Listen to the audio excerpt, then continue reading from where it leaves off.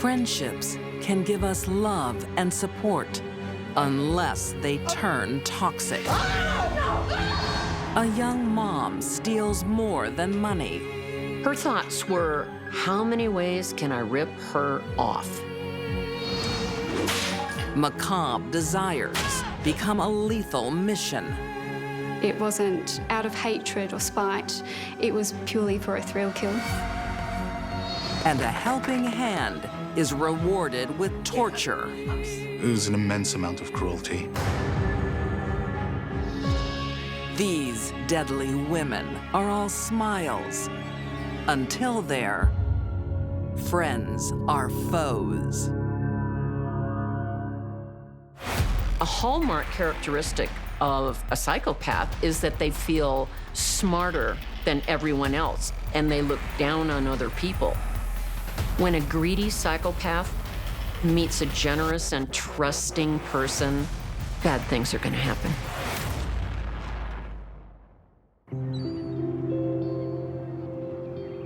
In Barefoot Bay, Florida's popular retirement community, 35-year-old Jennifer Trent and her son are a little out of place. Jennifer was a single mom. She had a 7-year-old son, but she was unable to provide him with much of a home. Doris, look. That's very good. But that's a blessing for 69-year-old resident Doris Johnston. Doris got something out of the relationship, That's very good. and that was companionship. Okay, pack up your stuff, Demolition Man. Jennifer and her son filled a void in Doris's life. Thank you, dear. Over time, Jennifer's occasional visits to help with odd jobs Okay, say bye. become something deeper for Doris. It has been my observation that as people get older, it's like a part of their brain tells them, you can trust everyone. You be a good boy for your mom. And I'll make you some of those peanut butter cookies tomorrow, okay? And wanting to recreate a happy time that they've had in their past.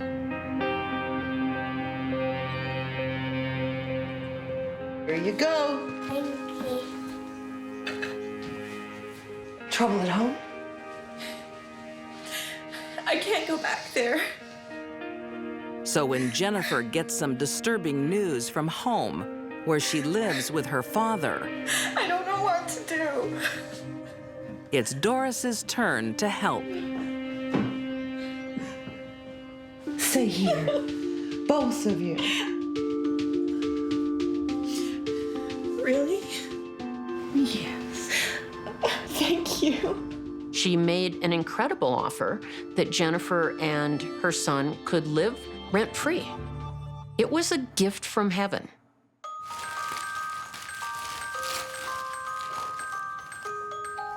The trio become a happy family. Merry Christmas. I think that probably brought out the grandmother in her. That looks lovely on you. I think it was one of the situations where it gave her energy and kind of gave her a purpose. Merry Christmas. Taxi's here. Don't have too much fun while I'm gone. Doris's real family live out of state. So when it comes time to visit them, Jennifer and her son are left home alone. Okay, this is it. Say goodbye. In her heart, she must have felt she could trust Jennifer to stay at her home Behave yourself. See you in a couple of months. without her being present. Jennifer becomes the lady of the house, Hi. Hey. How are you? inviting her boyfriend to move in.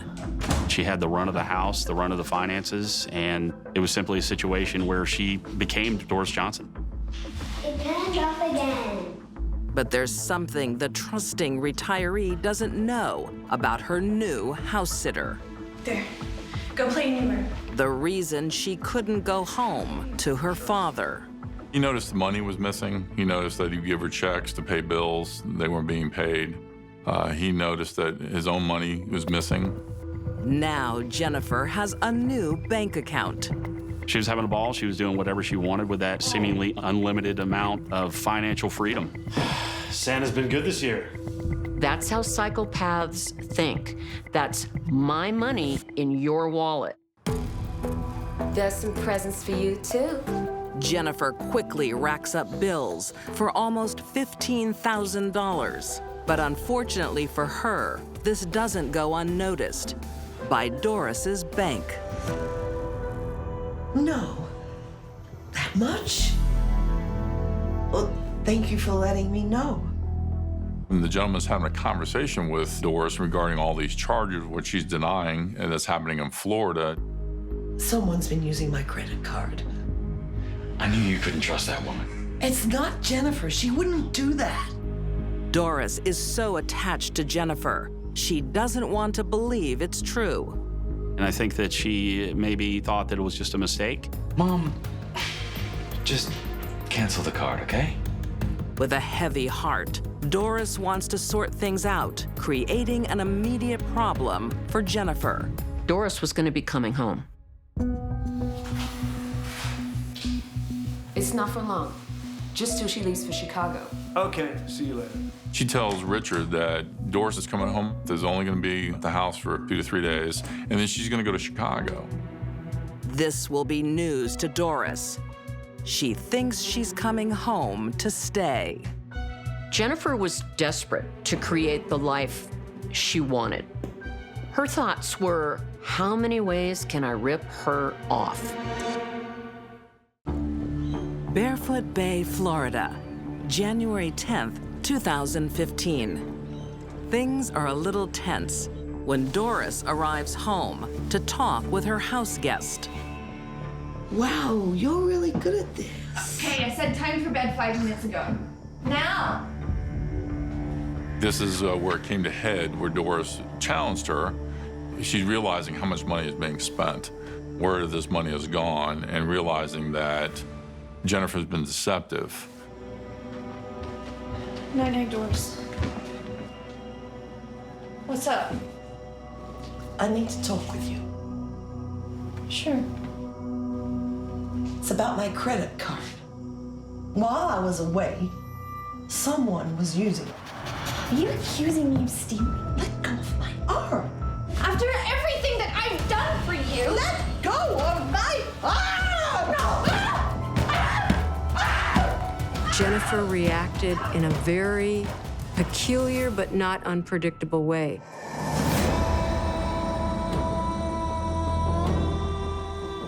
She assaulted Doris.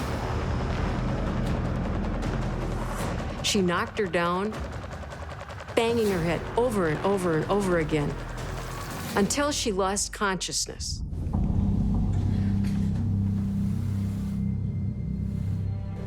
Jennifer drags Doris to the laundry area outside of her home and just leaves her there. She covered her up and laid her down on that cold ground. Now, the coldness had an effect that perhaps Jennifer hadn't anticipated. The cold brings Doris back from the brink. She's still alive. But rather than finish the job, Jennifer decides to let nature take its course, expecting Doris to die within a few hours. She continued to go in that room. It was business as usual as Doris laid right there on the floor, not dead. But hours turn into days as Doris's constitution holds out. Jennifer even went to the laundry area to wash clothes with Doris on the floor, struggling to breathe. That tells me everything I need to know about Jennifer Trent. Hurry up and die, you old bag. I go back to this being a sociopath. It's not having a conscience. Someone that has been kind, open arms, open heart, and this is what you've done to this person. As Doris clings to life, Jennifer buys her a plane ticket to Chicago as an alibi. Jennifer tried to be clever and created many ruses to make it look like Doris was in Chicago and she was in contact with Doris. And there's other plans afoot. No, stop. I've got something I want to ask you. Sure.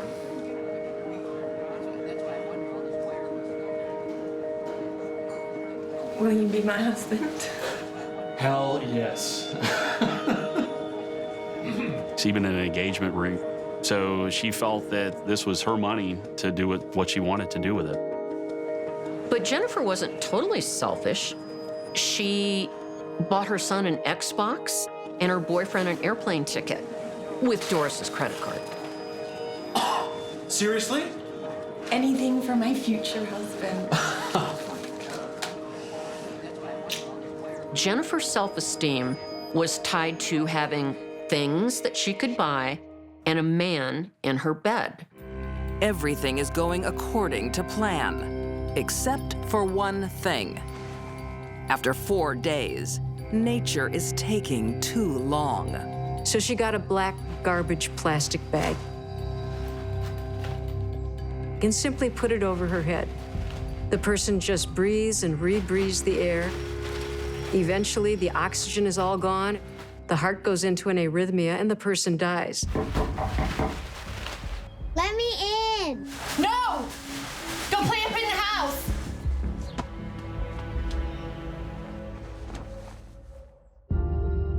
But by this time, Doris's family are concerned. They haven't heard from her and can't understand why she would travel to Chicago. Why would she go to Chicago? There's no one that lives in Chicago. There's no friends, no family. There's no reason for her to go to Chicago. On January 22nd, 2015, they ask the police to check on her welfare. A very observant cop noticed some things just weren't right. He's walking around. He's seeing a lot of receipts. He's seeing an Xbox. He's seeing a TV. What is it that you do for a living, ma'am? A full-time mom.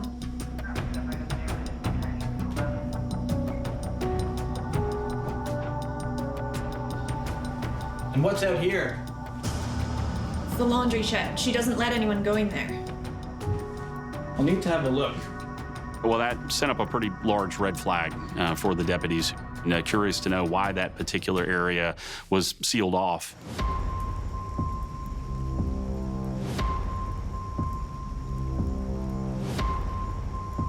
He looks through the window, and then he sees a silhouette of a body. Jennifer denies all knowledge of her benefactor's death. But when police dust the plastic bag, they find her fingerprints. Undeniable evidence. But still, she pleads not guilty. To this day, she has not confessed. I don't think she ever felt any guilt. In 2017, Jennifer Rose Trent is convicted of first-degree murder, organized fraud, and using the identity of a deceased person. Her sentence, life in prison, no chance of parole. An elderly woman's kindness is repaid with heartless, cruel murder. Doris's death was not totally in vain. Because of it, Jennifer Trent will be away from the rest of us forever.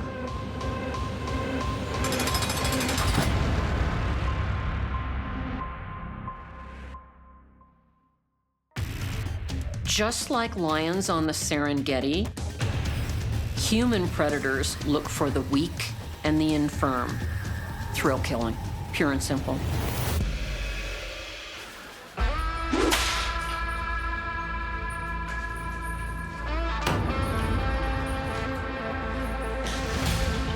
It's not your usual social club. But for 43-year-old divorcee Trudy Lennon in Perth, Australia, her new friends give her something she never knew she wanted.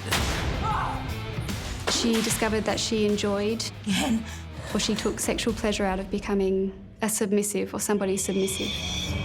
Trudy was into being dominated sexually and emotionally. In the S&M world, a submissive needs a dominant partner. My turn. Like 24-year-old Gemma Lilly.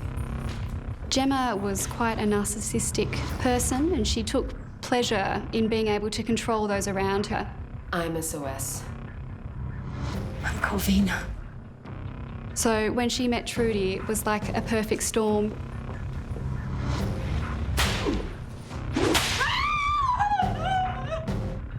Boy, this just makes Trudy feel like I'm home. I'm comfortable. I'll do whatever she wants me to do.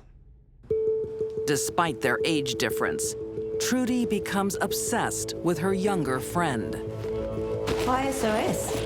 Who in turn is obsessed with a serial killer. Gemma's obsession with Son of Sam, SOS, was so intense, one would think it was the only thing she could think about. Gemma wrote a book, SOS. He was the main character, and basically the plot line involved him murdering for pleasure.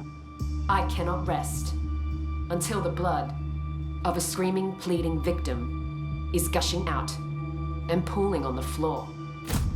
And being so charming that he could convince other people to also murder for pleasure, and he called those people his maggots. You can have that. Trudy isn't appalled. She is fascinated. They became really fast friends really quickly. Within weeks of meeting, Gemma moves in with Trudy and her 2 young sons. Move your arm closer. The 2 women grow closer to each other and closer to the memory of Son of Sam. SOS was brilliant. The 2 of them together fed each other's notions and reinforced. You like what I like, then it must be okay. As the dominant one, Gemma is leading her friend deeper into darkness. Keep reading. It feeds her. It feeds that beast that's growing inside her. Gemma became enthralled with methods of torture and wrote them down in alphabetical order. Castration, flagellation, force feeding. I mean, this is going really down a dark, dark road. Trudy! Gemma began to embody Get in here! the character that she had created that was SOS.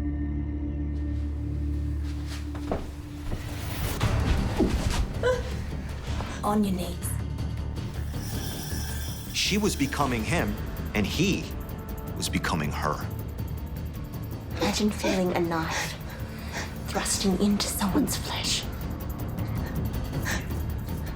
Gemma becomes ready to move from her imagination to reality.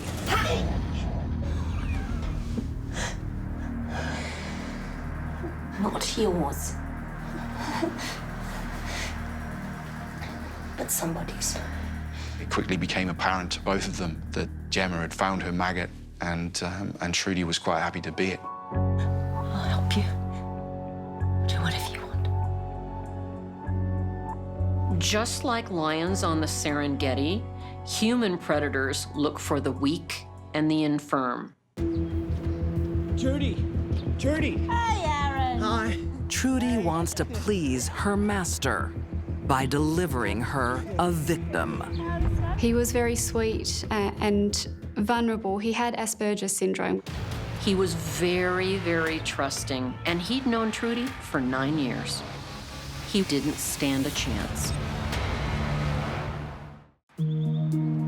Perth, Australia. Trudy Lennon is looking for prey for her master. How's the studies? Yeah, great. I love computers.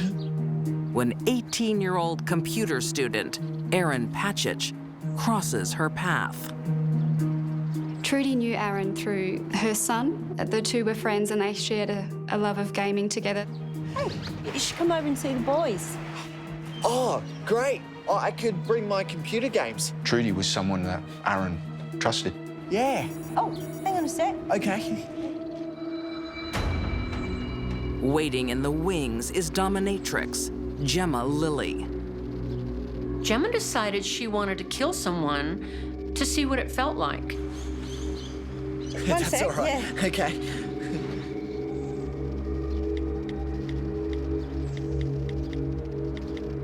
Trudy was the one that brought it up first. Let's go. I'm ready. You're ready. Let's do it.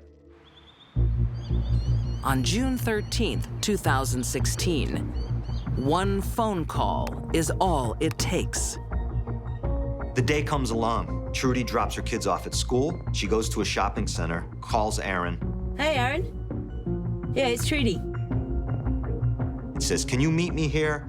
I'll give you a ride to the house. I need some help with my computer." That's good. There you go, though. All right, bye.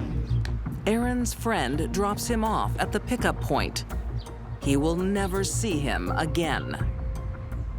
Aaron saw no danger. For him, Trudy and Gemma was kind of like a second family, just people on the block to spend time with.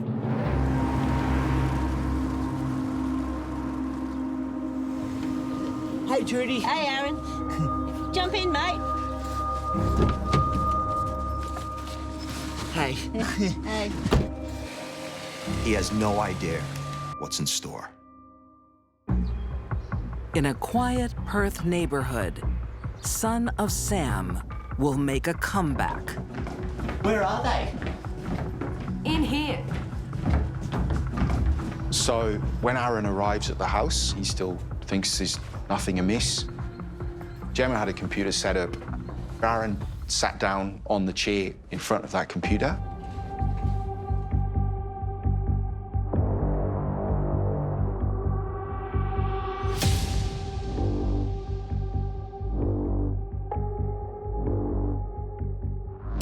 Gemma comes up behind him and takes a wire. Starts strangling it around his neck.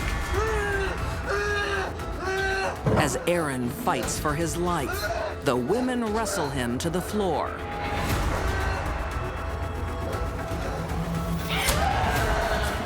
Gemma was young and strong and motivated. Aaron didn't stand a chance. Stabbed multiple times, once in the chest, once in the neck. He died nearly instantly from his wounds. 2 of them were fatal. A young, innocent man trusted the wrong person. It wasn't for revenge. It wasn't out of hatred or spite. It was purely for a thrill kill. After they killed Aaron, they wrapped his head in a cling wrap and they wrapped his body in a tarpaulin. It's believed that they kept him somewhere hidden in the house for a few days.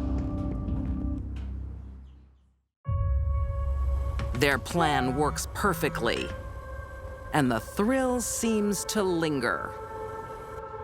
I think that both women felt a sense of euphoria after they had killed Aaron. There was no remorse or regret. Gemma not only enjoyed what she did in the moment, she was high on it for days. Confident, they move Aaron's body from the house and bury him in the back garden. Gemma and Trudy were so arrogant in terms of getting away with this crime. They actually buried him in the backyard. I don't think that they thought they would ever be caught. So anyway, the wire broke. But then, Gemma makes a fatal mistake. So I had to get Trudy to hold him down. Gemma just can't control herself. She goes to work, And she starts talking about how she killed somebody, how much of a thrill it was. Not only that, but how the wire broke and that she ultimately had to stab him. And then there was blood everywhere. And the light left his eyes.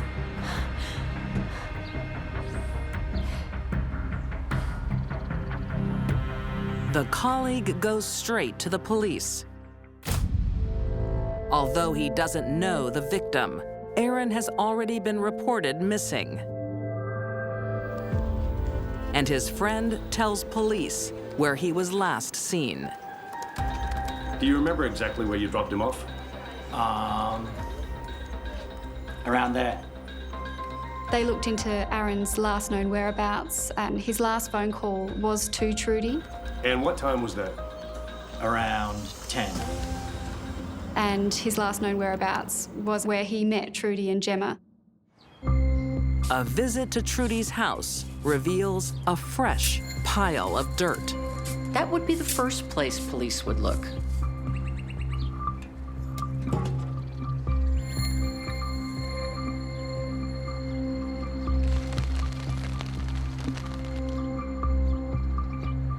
Trudy and Gemma made life easy for the cops. Caught red-handed, the duo tries to blame each other. There's no more dominatrix and submissive here. They're both trying to save their own butts. Trudy pointed the finger at Gemma and vice versa, but ultimately the judge ruled that without each other, they couldn't have done it, they wouldn't have done it, and so they were both equally culpable. Trudy Lennon is found guilty of murder and sentenced to life in prison with a minimum of 28 years. Trudy said she went along because she was fearful. That might be true. Gemma was a scary person, but it doesn't let her off the hook. Trudy had free will. She could have stopped it. Gemma Lilly is also convicted of murder and sentenced to life with a minimum of 28 years. I think Gemma had a dream to become a serial killer one day, to become the people that she had idolized growing up. Divorcee Trudy thought she'd found what was missing in her life. But S&M proved a gateway to a much darker world.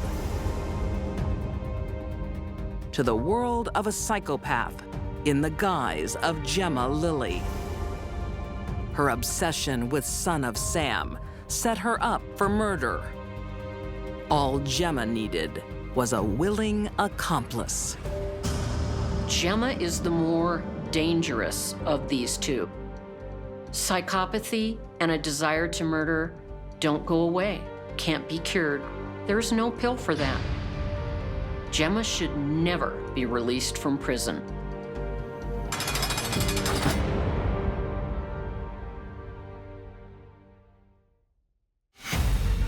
Greed is called a deadly sin for a reason. Once the seed starts germinating, it can completely take over someone's motivation. And it is one of the top 3 motivators of murder. Florida, 2011. That's Daisy and that's Suzu. They're beautiful. A friendship flourishes in a time of need. So, would anyone like to share first today? 39-year-old Jacqueline Luongo and 65-year-old British expat Patricia Vivieros bond at their AA meeting. She was always very faithful about attending her Alcoholics Anonymous meetings. Hello, I'm Jacqueline, and I'm an alcoholic. She was trying to better herself. And one day at a time. Hey. Jacqueline has 2 degrees, but hasn't found financial stability.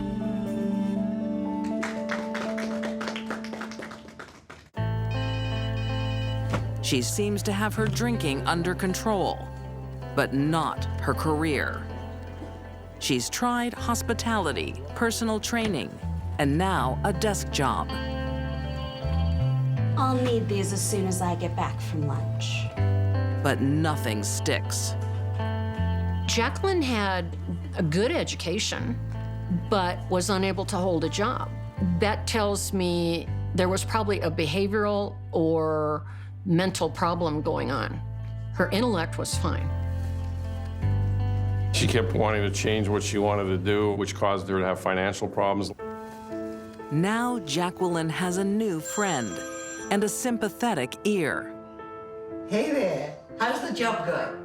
I'm thinking of killing my boss. Oh, you should quit. Life's too short. Don't worry about the money. We'll sort something out.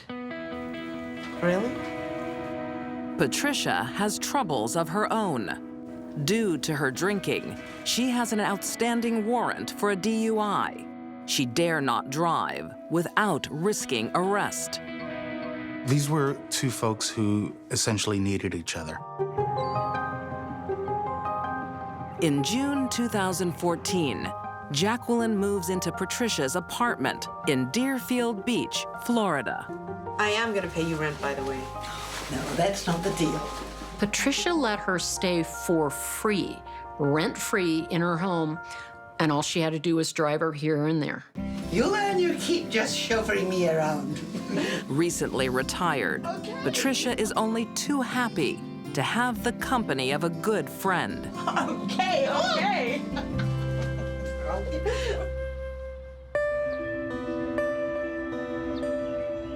Weeks after Jacqueline moves in, Patricia has a short stay in the hospital. Jacqueline takes over running the household. We miss you too, especially China. Look, I was wondering, is there any mail for me? No, nothing here. Just a few bills, junk mail. Oh, wait. Here's something.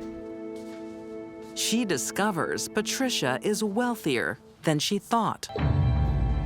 She had an insurance policy and was able to collect on this insurance policy. Oh, it's nothing. Okay.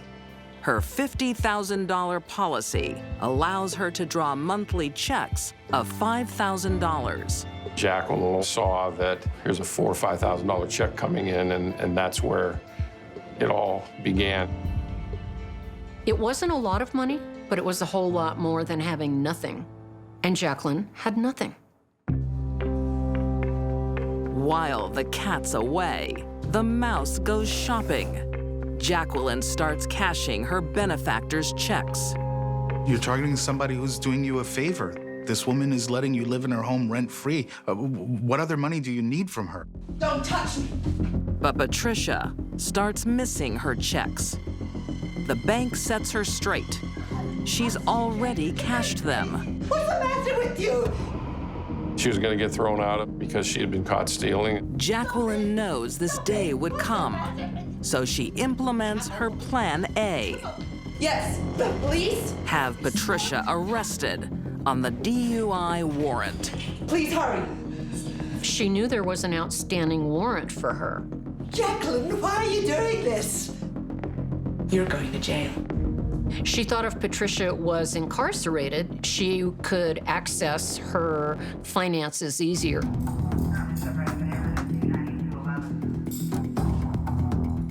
It was no longer her friend. This was $50,000. It wasn't a human being anymore.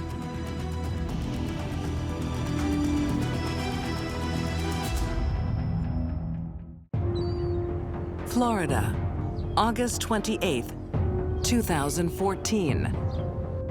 Jacqueline Luongo has just had her benefactor arrested and now plans to cash in. But Patricia Viveros isn't under lock and key after all.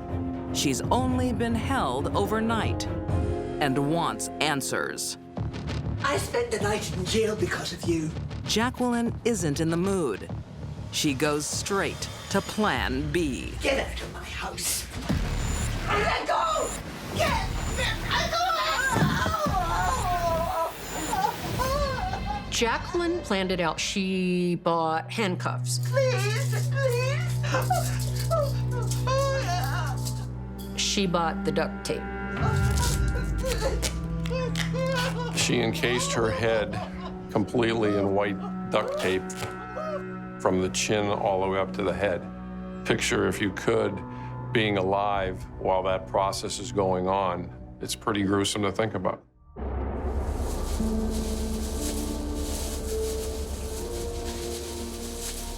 It was an immense amount of cruelty. Patricia is suffocated. And to make matters worse, it wasn't a stranger killing her, it was someone she had been good to. This is how you kill somebody when you want them to suffer. And Patricia Viveros did nothing that made her deserve to have to suffer this way.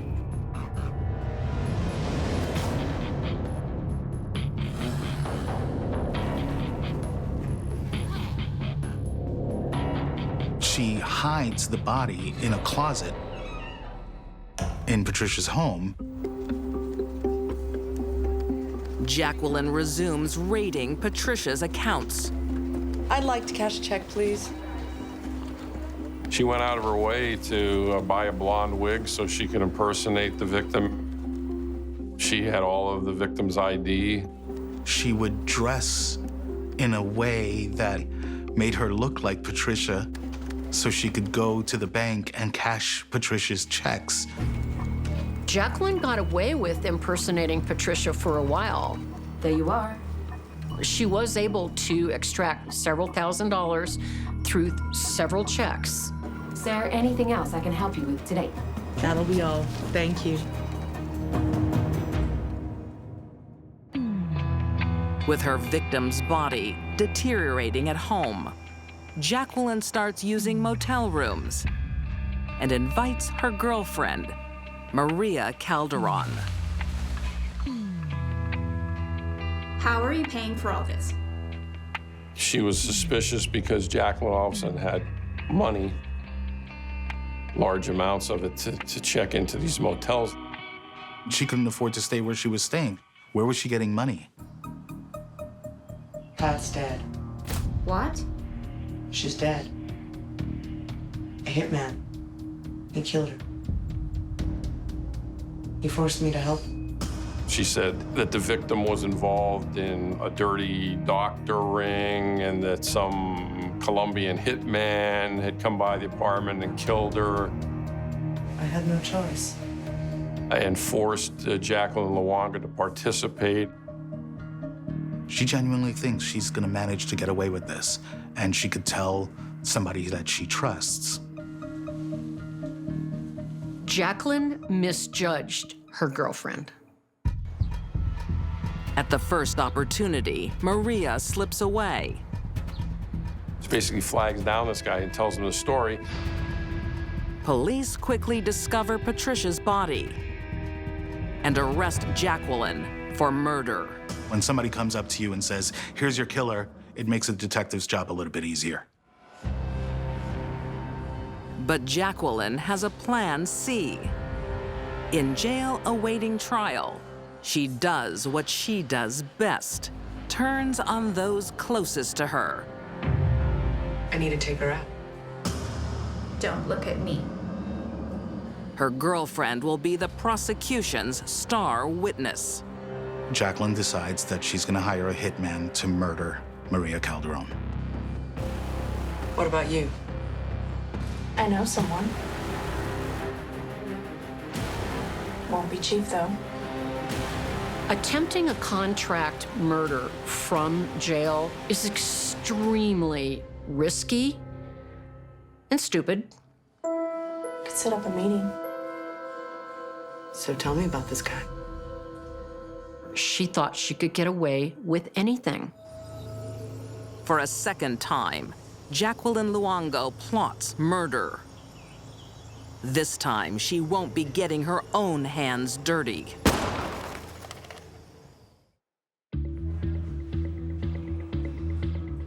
Is it done?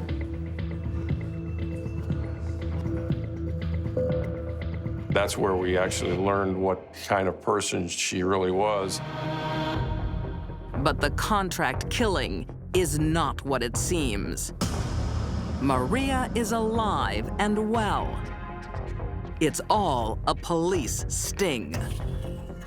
They take Maria out into the Everglades. They fake her death. She is lying down. She's made up to look as if she's been murdered. We had to bring back pictures to Jacqueline Luongo to prove to her that Maria Calderon had been murdered. A cellmate tip-off ensures the police get their woman. She did believe that Maria was dead. She was thrilled about this. In 2017, Jacqueline Luongo is convicted of first-degree murder and solicitation to commit murder. She is sentenced to life in prison without parole. To just see money and say, I'm willing to kill for that. It's just something that decent people can't wrap their heads around. Jacqueline Luongo puts herself before everyone else, even those who help her, even those who love her. For a woman who can't hold down a job, money is all that matters. Jacqueline never showed any remorse or regret for the murder or the attempted murder. But then again, I wouldn't expect that from a psychopath.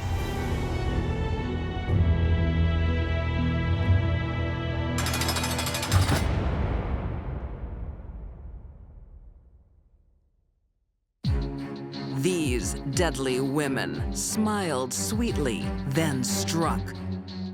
Jennifer Trent leached, then killed a kind soul.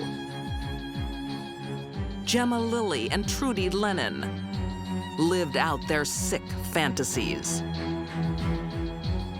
And Jacqueline Luongo wanted money more than a good pal.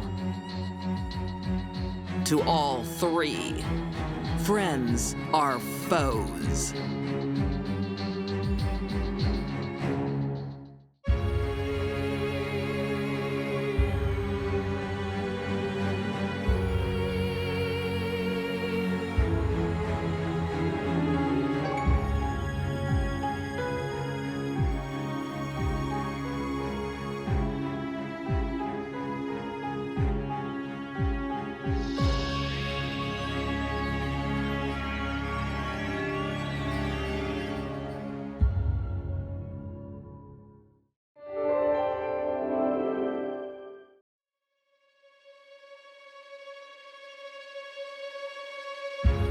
When love goes wrong, it can be a dangerous game.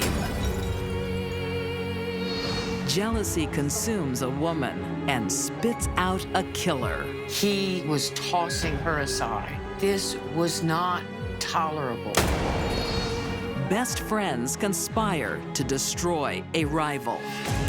It was what I'd call a frenzied attack. And a jilted wife takes lethal revenge. That's like setting off a bomb. It's like shooting the high-power rifle. Cross these deadly women at your peril. They kiss, then kill. Nothing will kill a relationship faster than jealousy. Hey. Was like pouring gasoline on their proverbial fire. That's the time when everyone should have left.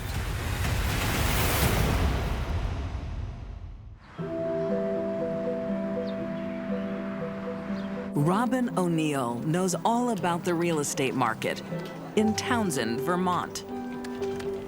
She's one of the elected property listers. The listers have a very important job of maintaining and assessing the properties for tax value throughout the year. Howdy. Hey, Steve.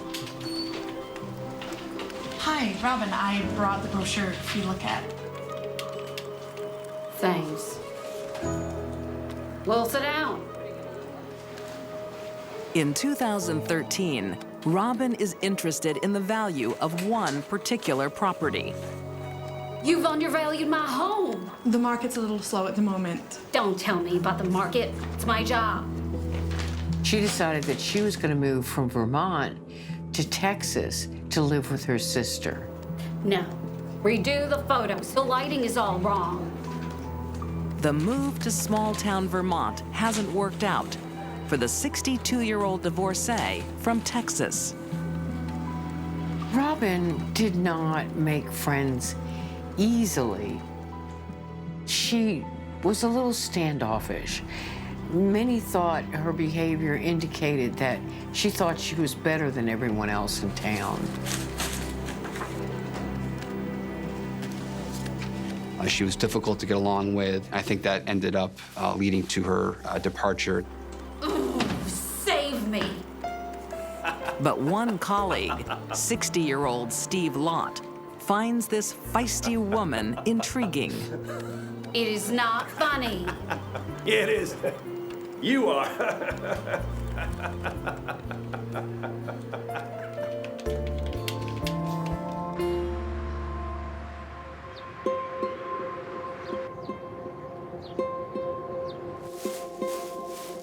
Anybody home? In here. Oh, Steve, thank you. No, happy to help. Stephen assisted Robin in packing up her belongings so she could move to Texas. You'll be sorry. They say opposites attract, and that certainly happened here. Stephen was very much liked in the community, loved even, gregarious, friendly. Put it back. Really? Robin was none of those things.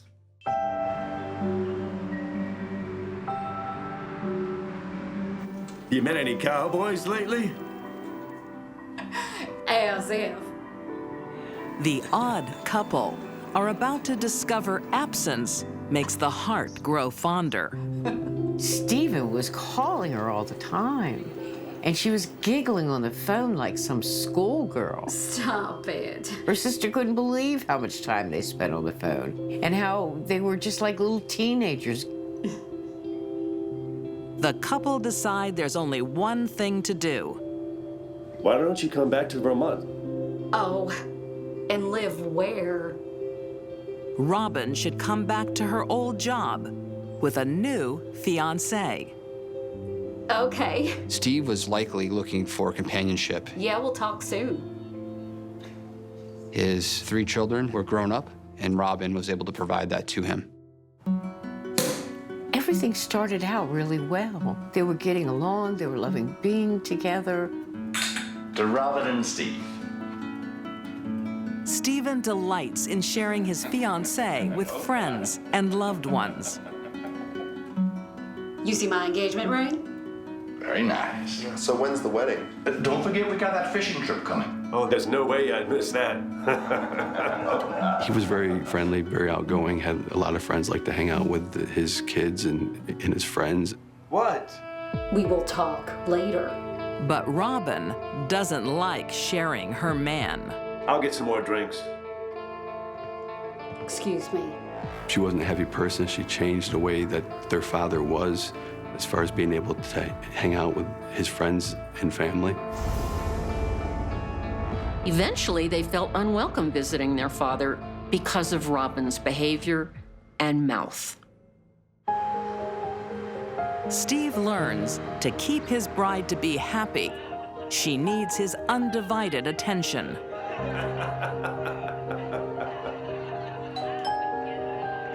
So there's more trouble when one of his oldest friends, Adair, returns to town. I didn't know you were back. Thought I would surprise you. Ain't you gonna introduce us? Sorry, Adair. This is my fiancée, Robin. Really? Congratulations. You got yourself a good man. So Stephen and Adair were friends for 25 years because they lived right around the corner from each other. Adair was a very close friend and was very attractive. It's so great to see you. Robin just didn't find that appropriate. She thought that men should not have women friends. How's Doug? And just then, it all fell apart. I mean, she was a jealous person. She was very jealous of Steve, you know, when he would talk to his friends, especially if it was a female friend. Because she perceived her as a threat. Truth is, if Adair and Stephen were ever going to be together, it would have happened years before. They were just friends.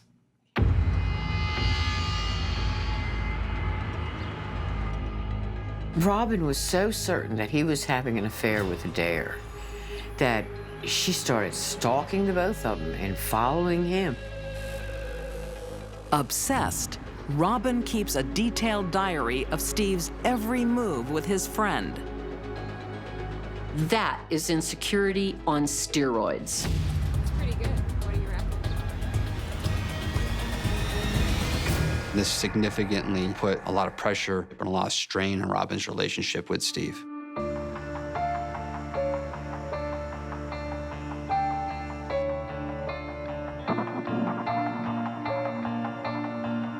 It comes to a head the night Robin confronts Steve with a weapon. What are you doing? Get back here! Stephen's 9mm was kept in the bedside stand. Stephen was so rattled when he saw Robin open the bedside table. He thought she was going to get a gun, and he left. He got up and went down to Adair's house.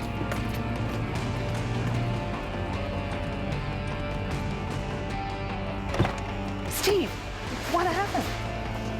It's Robin. She tried to shoot me. Stephen didn't feel safe in his own home, so he ran to his friend Adair. I don't think that sat very well with Robin.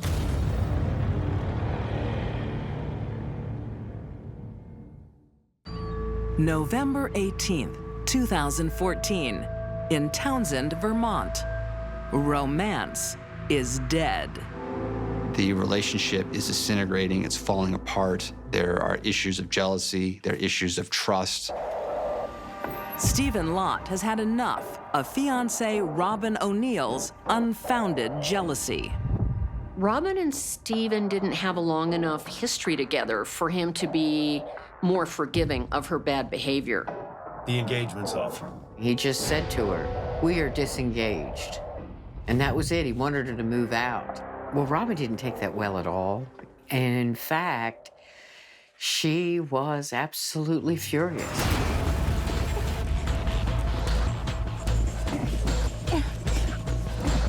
And it's because of her, isn't it?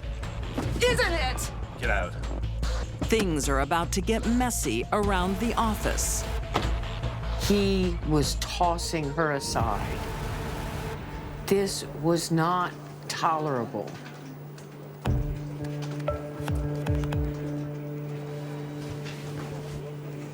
Can I have a word in private? Robin plans to get even.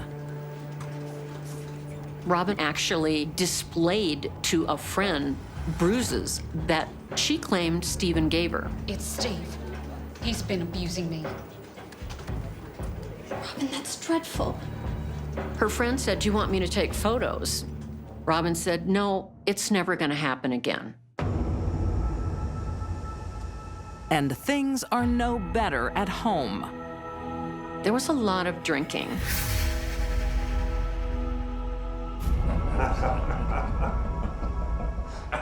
That was one hell of a trip. Hi, Jameis. My machine's broken again. Oh, yeah. Any excuse to save me. I'll go put it on. Steve's son, 28-year-old Jameis, arrives to find a dysfunctional family. Jameis had come over to the house to do his laundry. Robin hit on one of Stephen's friends. So, the engagement is off. I'm sorry to hear that. Well, now I'm free to sleep with you? That's not happening. He rejected her. When she got rebuffed, she went upstairs and started breaking things. making a lot of noise.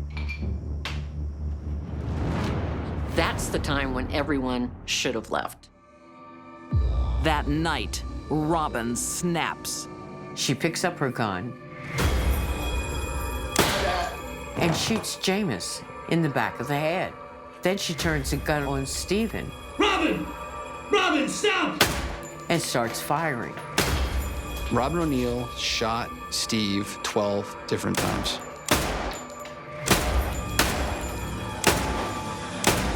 There were 7 shots to the head, 1 shot to the chest, and 4 shots to the groin area. She unloaded that gun into him. I hate you. I'm gonna destroy you. This is it.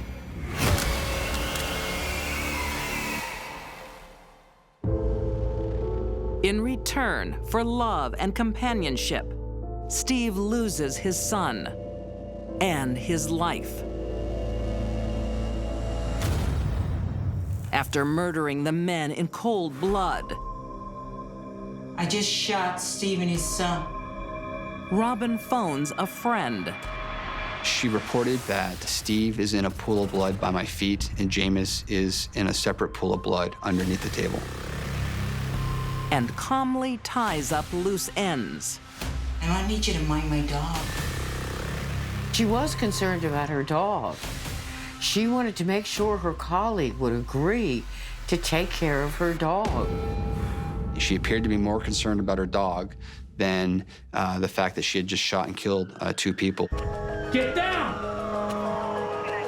Though she's planted a series of domestic abuse allegations, Robin blows it on that fateful night. The battered woman defense may have carried some weight if she hadn't killed a totally innocent person that had nothing to do with her. In 2017, Robin O'Neill is found guilty of 2 counts of aggravated murder and sentenced to life in prison. No possibility of parole.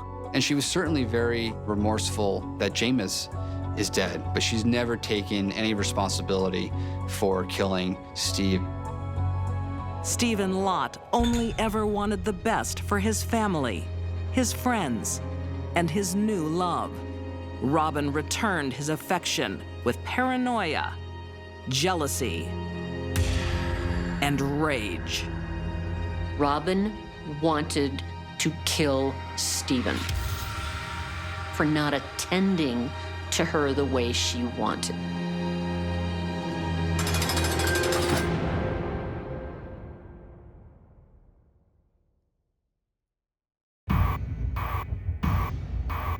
It was pure jealousy.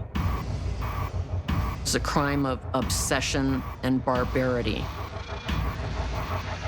One of the most brutal I've ever seen between women.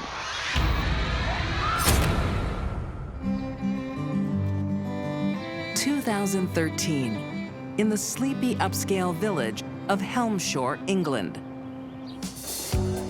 32-year-old Sarah Williams meets up with her unlikely BFF, 53-year-old Kit Walsh. Wow, check out. She was a biker, and she was 20 years older than Sarah. Sarah and Kit were an odd couple, to be sure. But what both have in common is contempt for men. Sarah used men for what they could do for her, and that means dollar signs. How are you? I'm good. You look wonderful, love. She could get men to love her and lust after her, and she loved every moment of it. The pair's favorite male target is a 75-year-old who's been supporting Sarah since she was a teenager. I'm coming. We've got to go, Daddy's here. Hey, how are you? She didn't want to let David go because he was writing the checks.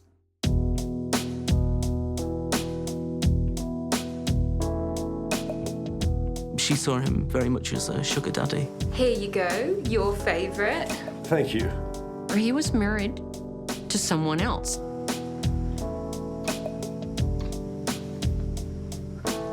Did you ski today?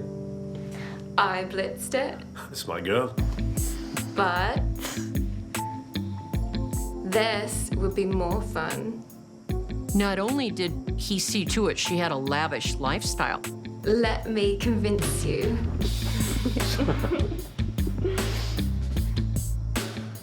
He actually put money in her account every week, just so she could have fun. Why don't you sleep over? You know I can't. Anything that she wanted, you know, within reason, she'd get. She kind of never had to make do. Everything was there. It's open. I rushed straight over. What's up? How's the trip to Switzerland sound? Oh, really? While Sarah doesn't want for money, Is David paying? Of course. You can get a man to do whatever you want. Not everything. her closest friend knows she longs for something else. In Kit, she had someone she could talk to, and she could say things that she wouldn't share with anybody else.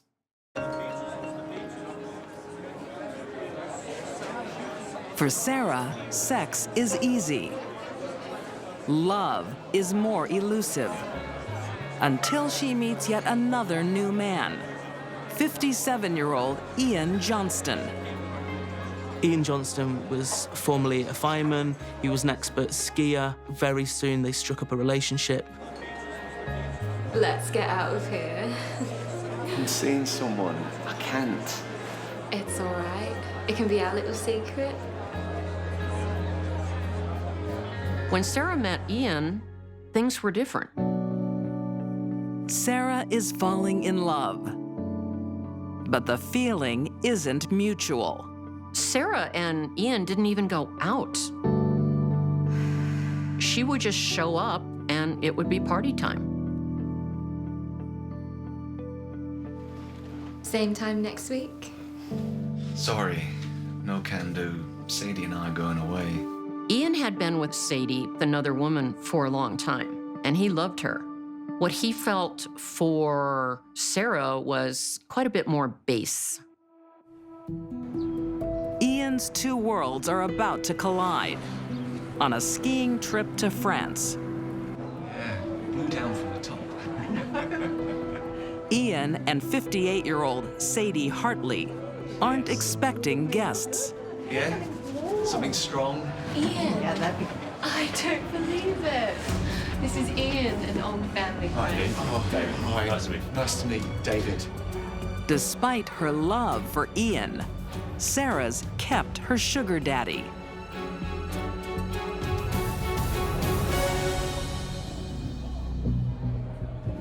The bizarre nature of this relationship culminated in probably the most awkward holiday anyone could ever imagine. Sarah played footsie under the table as they were all enjoying dinner together. But when Sarah finally gets Ian alone, she's in for bad news. No more. You and I are over. Because of her? Yes. I love her. You're choosing that old woman over me. I think you better leave. She wanted to be the one controlling that relationship. She didn't like it when Ian took over. She wasn't somebody to be messed with in the slightest. If you hurt her, if you ended a relationship, you could expect a comeback. You'll regret this. They say there's nothing like a woman scorned, but Sarah Williams was the epitome of that.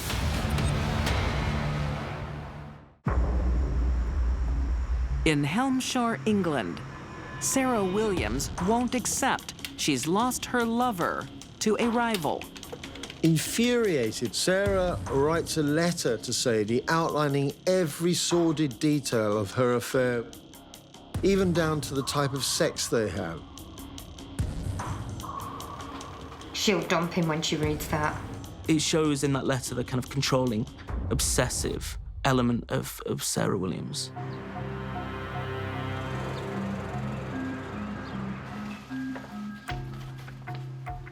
she hopes to break up longtime partners Sadie Hartley and Ian Johnston.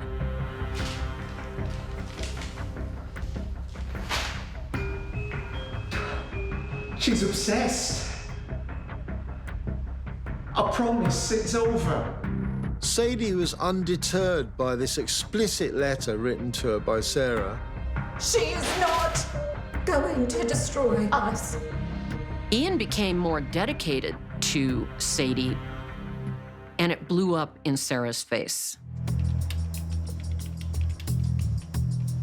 Sarah refused to accept that any other woman could have him. It was her or no one. Sarah has a plan. This one will do. I need your credit card. Sure. And BFF Kit Walsh is right by her side. Sarah was really the dominant one in that friendship. When Sarah suddenly raised this idea, Kit went along with it. It's arrived. The duo go online shopping. They planted a GPS tracker on Ian's car so they could follow his movements. You need a stun gun to make sure you don't get hurt. Good idea. If Sadie went for them, they could use the stun gun to incapacitate her. Kit documents everything. Kit gets swept along in a tide of emotion as she writes down all the details of Sarah's plan to kill Sadie in her diary.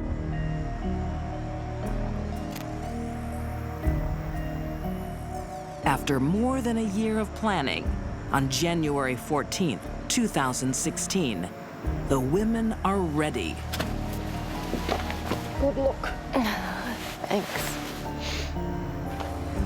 They know exactly where Ian is.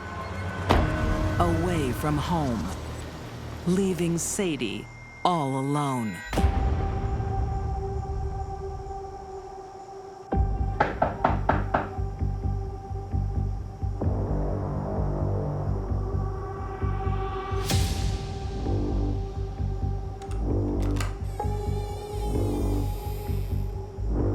Hello?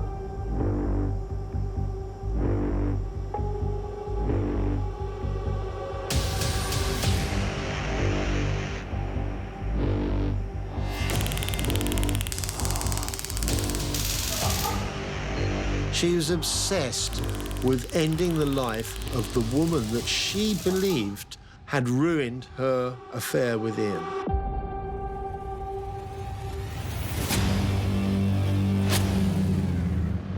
Sarah didn't just want to kill Sadie. She wanted to destroy everything about her. Her face, everything.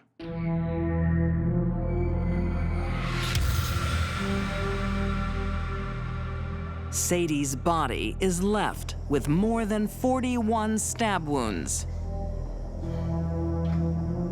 On some occasions, the 8-inch knife went all the way into the body. That is a measure of the anger that she felt towards this woman.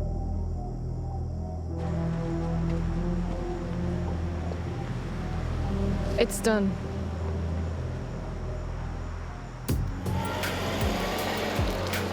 I did it!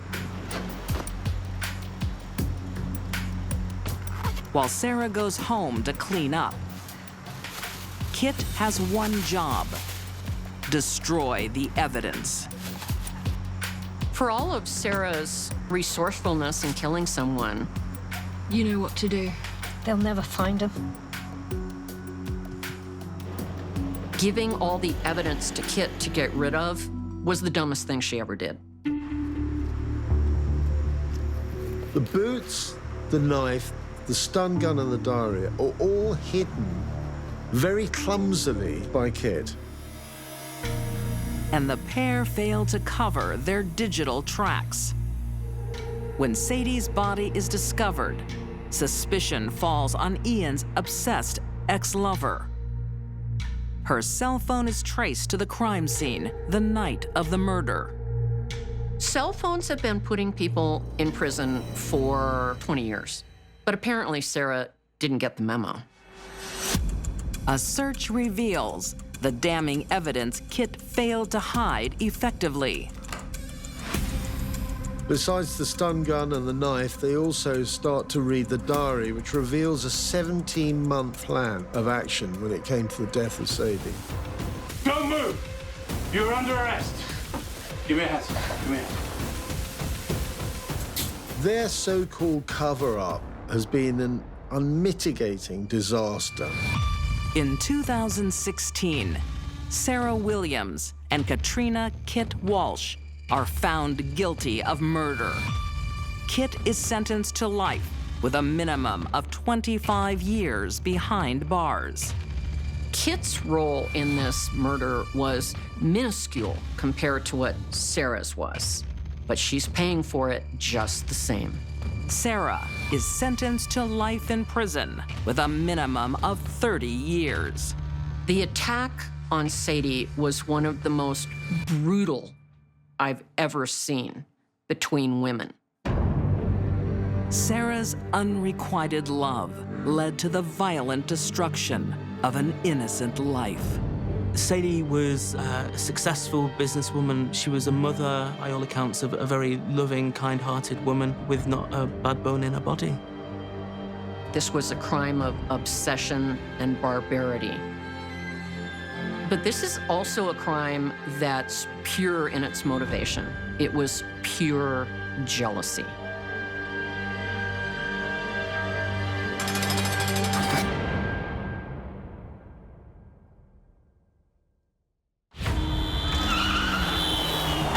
Most people use their words to resolve a conflict. If somebody can't control their anger,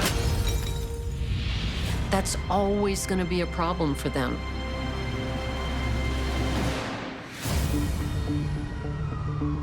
Cleveland, Ohio, 2016. A horrific scene confronts 32-year-old Ashley Schutz. Her husband, 35-year-old Ronrico, is gravely injured. The victim of a hit and run. Rico! Rico! I'm sorry. Babe! Let them do their work. What happened? But Ashley's in for an even bigger shock. Who did this? You did, Aunt Ashley. That's when everything kind of came crashing down. Oh, no. I had no idea. What happened, sir? She didn't know I was behind her. She drove over me. It was a mistake. What? You're driving?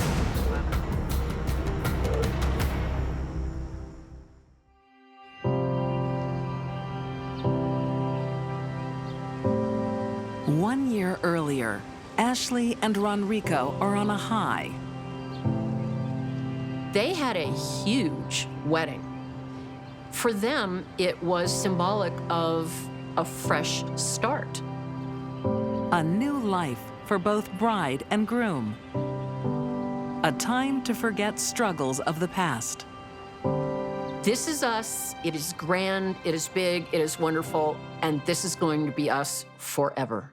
Both Ashley and Ronrico bring children to the marriage, and they waste no time having one of their own. Oh, look at my baby! I'm so proud of you. Let me see. Oh, he's got his daddy's eyes. Mama, please. I'm gonna put him down for a nap. It seemed like for everyone that the two had found happiness together. You're gonna have your hands full, girl. We're gonna be all right, Mom. We're gonna be all right. They were living together in the home that was owned by Ronrico's mother. New love, full of hope. Ronrico and Ashley are confident they will make it. Can you get that? Hello, this is Ashley. Oh. Yes, yeah. Now is perfect. Who's hungry? Yep, shut up, you lot. Shh. Yes? She had gotten a job. She was very active in that community. Really? She seemed like everything was on the up. Okay, great, thank you. Ashley had a job and was making good money, but Ronrico didn't. Yes! He stayed home and took care of their daughter. I got it. I got a job. Congrats, my love. Thank you. I think this was a problem for her. The newlyweds begin to discover hidden truths about each other. I don't understand why he needed new shoes this month. Would you be saying that if it was your son? That's the thing, Rico. He ain't my kid. Actually, you know what? Give me my baby. Just chill. Excuse you? The eternal bliss machine didn't last more than a few months before they were at each other's throats. She doesn't even know who her mama is anyway. Well, her mama is the one that's keeping this family fed. Ashley Schutz was quick to anger, and when she angered, she became violent.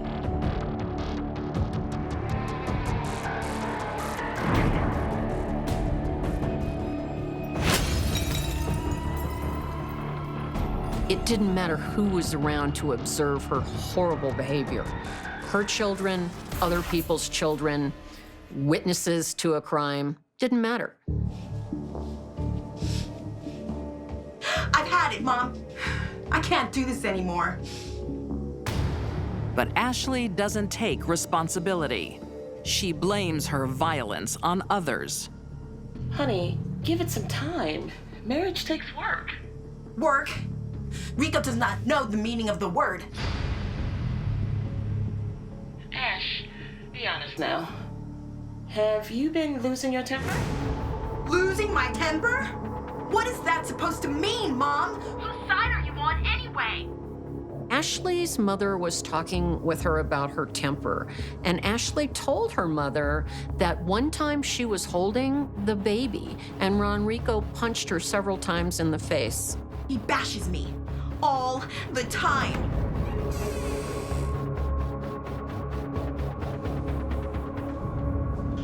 I don't believe that at all.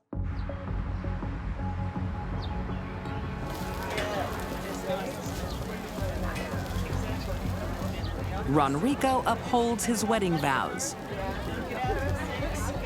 For better or worse. Ronrico began to see Ashley as crazy. His wife starts attacking him publicly. Rico! This was Memorial Day weekend. It was a Saturday. As people do to celebrate the long weekend, people were drinking and carrying on. The two started arguing during the day, and the argument carried on throughout the afternoon. Give it to me. Whoa, chill, baby, chill. It's a party. As more drinks were consumed, the argument got more heated. Ronrico has had enough. Ronrico threatened to end the marriage. It's over, Ashley. We're done. Give her to me! No! Ashley was enormously upset at the idea of the marriage breaking up. There's an argument over who's gonna take the child. She's my child too, you know. It says so on the birth certificate. Say what? Ronrico points out that he's the one who signed the birth certificate. It's his child, as well as hers. Ronrico is playing with fire. Give her to me! Now! Stop it! Stop it! Give me that child. You two can take it. She just wasn't gonna let that happen. What are you doing? 1 year after tying the knot, Ashley and Ronrico Schutz marriage is in tatters. Whoa, hey. Ashley and Ronrico had been arguing off and on all day. What are you doing? No. On May 28th, 2016, they're fighting over custody of their baby girl. Don't you dare. Get out of my way, now. Get out of my way. What's wrong with you? She ran out of the house and ran towards the car, and he ran out to stop her. He was so concerned that Ashley was going to leave with the baby. Like you said, it's over. No, you're not. Not with my daughter. Open this door, Ash! Open this door! He got in front of the vehicle to prevent her from leaving. Open this door, Ash! Open it! That didn't stop her at all. Whoa! What are you doing? Get out of my way, Rico! Ashley's idea of conflict resolution was turning her car into an assault weapon. Ashley wasn't content to have hit Ronrico once with the car. She backed up and drove over him again and then dragged him.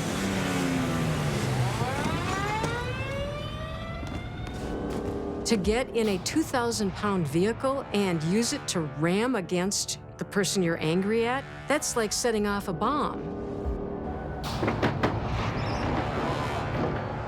The children were inside at the time, and the 11-year-old was looking out the window. Neighbors call the police. She didn't know I was behind her. She drove over me. It was a mistake. And strangely, Ronrico keeps their secret. Barely conscious and paralyzed, he is rushed to the hospital. He had a fractured neck, in other words, unable to move, and he had to have a breathing tube because of all of the fractured bones in his chest and arms and neck.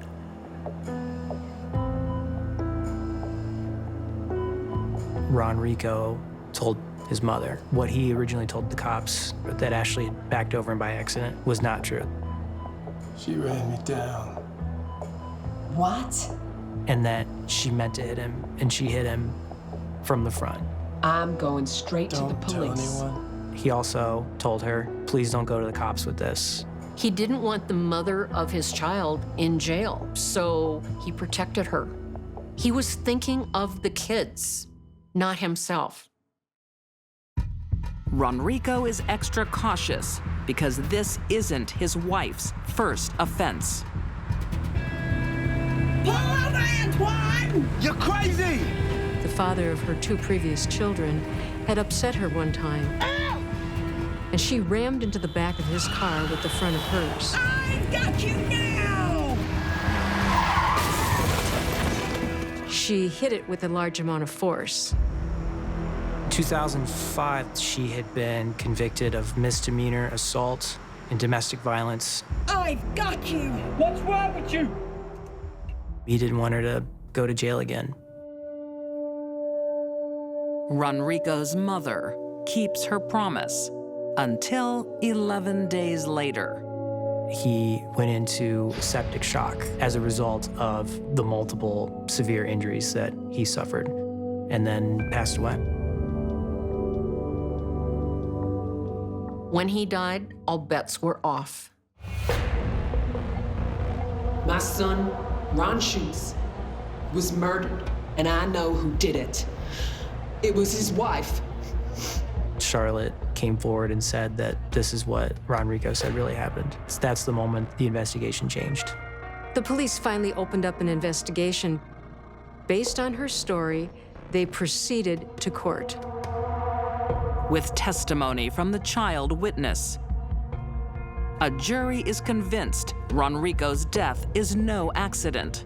He was in the neighborhood of 300 pounds and over 6 feet tall. He was a large man. I would think you would know if you ran over him. In 2017, Ashley Schutz is convicted of murder and felonious assault. She's sentenced to life with a minimum of 15 years. Ashley is right where she needs to be for the rest of us to be safe. Ashley's temper couldn't be controlled. She turned the family car into a deadly weapon. If somebody can't control their anger, and when they get mad, they lash out, that's always going to be a problem for them. She's a dangerous person and always will be.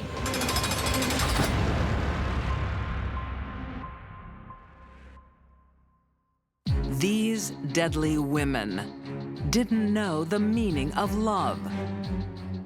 Robin O'Neill's jealousy destroyed a family. Kit Walsh and Sarah Williams mutilated a love rival. And Ashley Schute's rage killed her husband. All three women were green with envy. They bathed their anger in blood. When they kiss, then kill.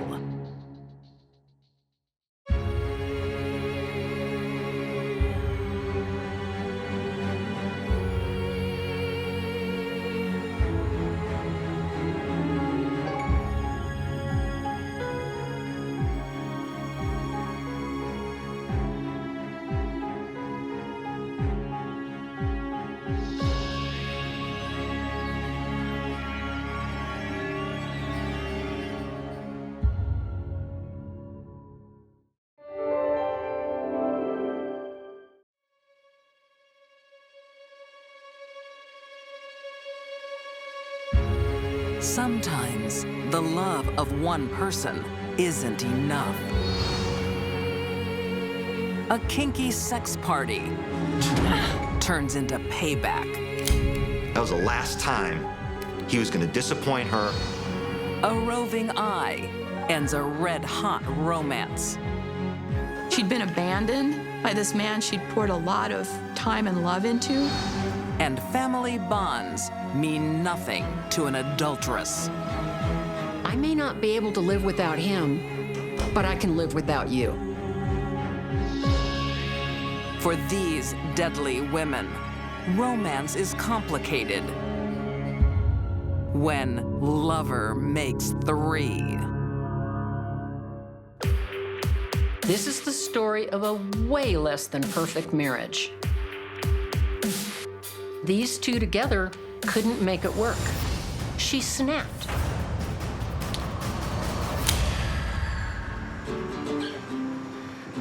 In a bar just outside Charlotte, North Carolina,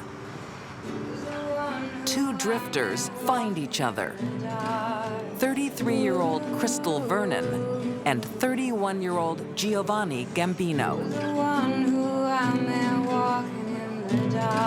Crystal's professional life left a lot to be desired. The most successful thing she ever did was put a band together. Very nice. I like your music. Really? You don't look the type. He was charming, nice, this macho type of man who pumped himself up. The name's Gio. Gio Gambino. Heard the name before? No. But he relished the idea that people believed that he was a member of the Gambino crime family. The Gambinos. Famous New York crime family? I'm Crystal.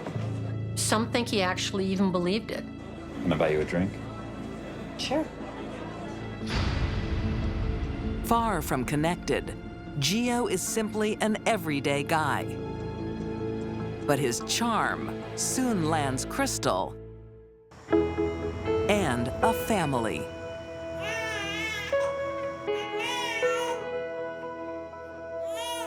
And they have a little girl, beautiful little girl.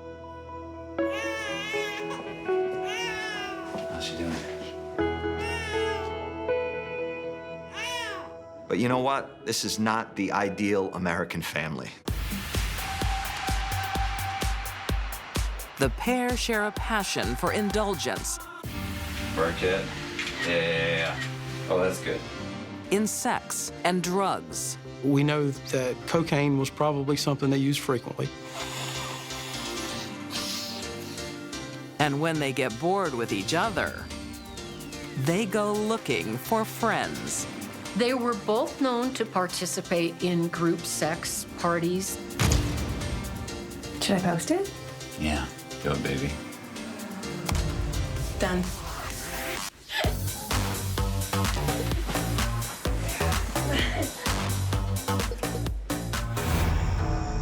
But when the parties are over, reality bites.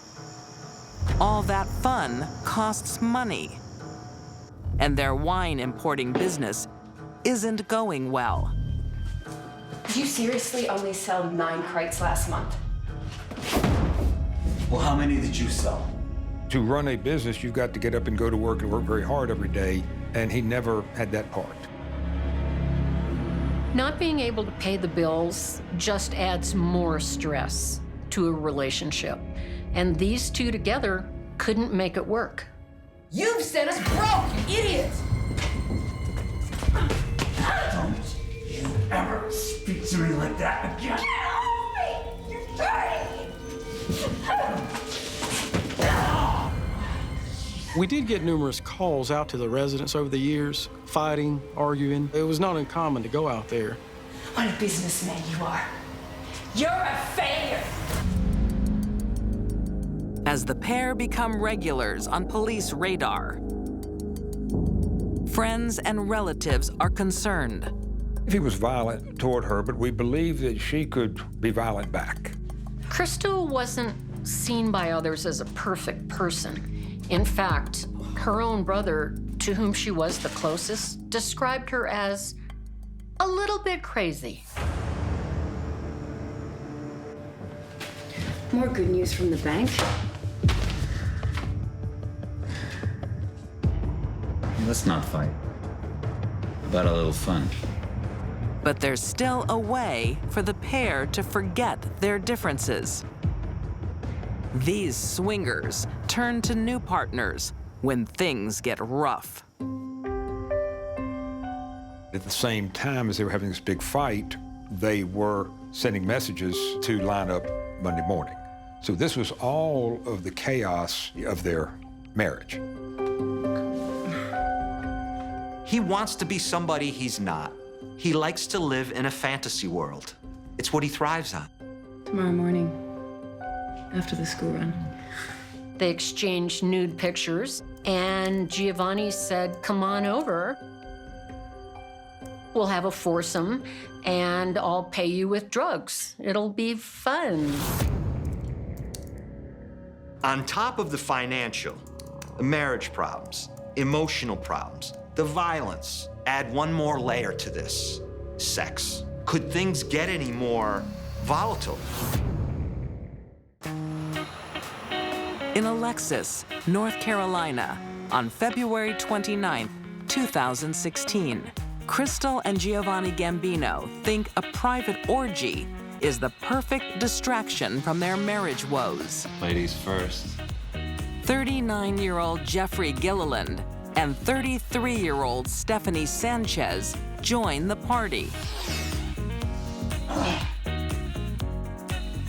Usually, the couple share their new friends, but today, Giovanni changes the rules. Ready to have some fun?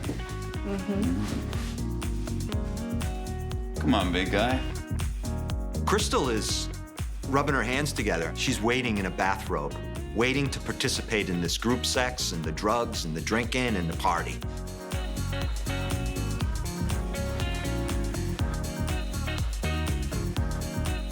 Baby, come. No. What do you mean, no? No, wait your turn. When Crystal was told that she was not going to be a part of the threesome, she snapped. That was it. That was the last time he was gonna disappoint her. Crystal is beside herself. The rage is building up in her. She needs to do something. She went and got a gun and a box of shells. Disappointed and disrespected. For Crystal, it's the last straw. Wait a minute. You're in the threesome with my husband and another man, and I have to wait outside? She couldn't deal with it.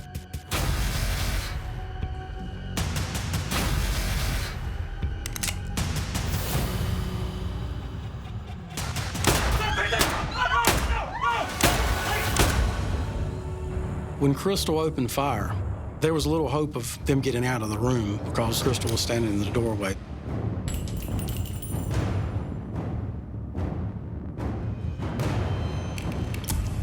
Her gun held 5 rounds. When those were gone, she reloaded.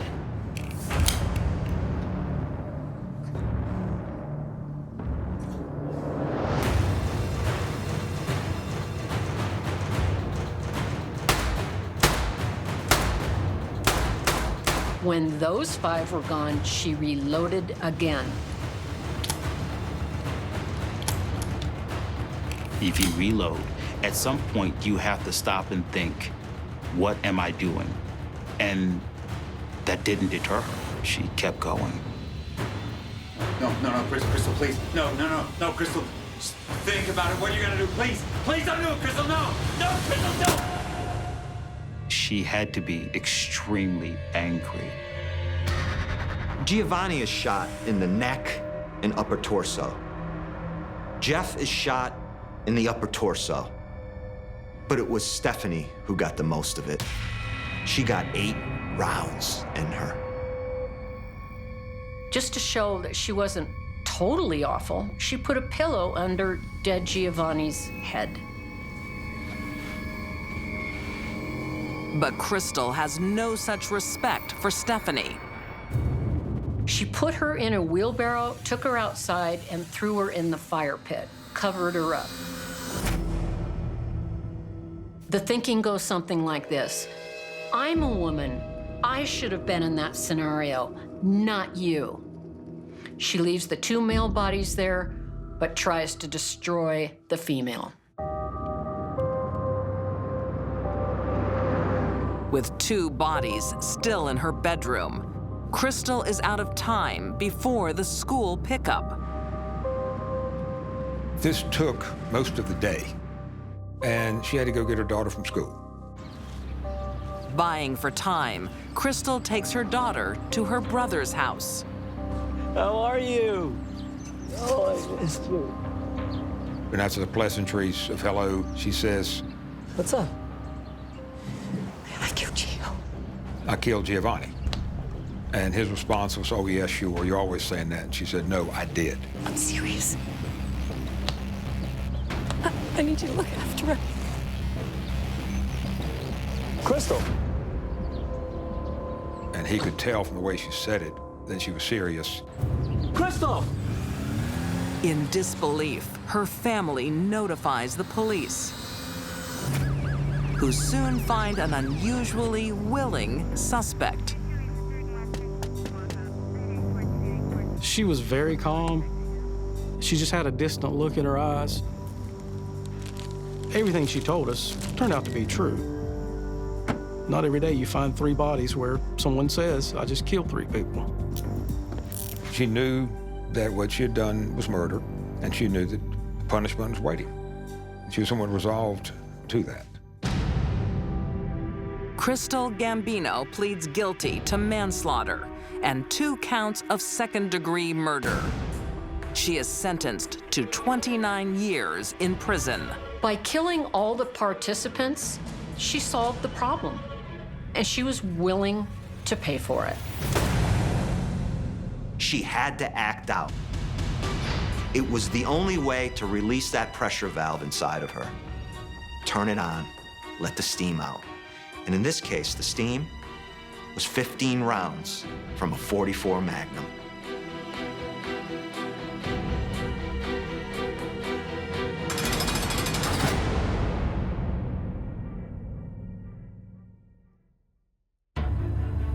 She lost everything. She was desperate. It looks like jealousy, but I think it was more punishment. You hurt me, now I'm gonna hurt you.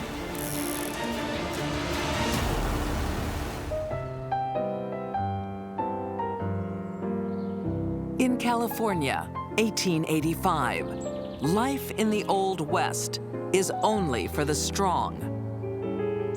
But 26-year-old saloon entertainer Ada Humes is made of iron. Ada was raised in a loving family. She was well-educated, bright, and good-looking. But Ada's gifts hide a broken heart. She's been abandoned by her husband. Not only was he gone after a while, so was her money. In almost the blink of an eye, she lost everything. A woman alone was not something you wanted to be in the Old West. Especially a woman with a child.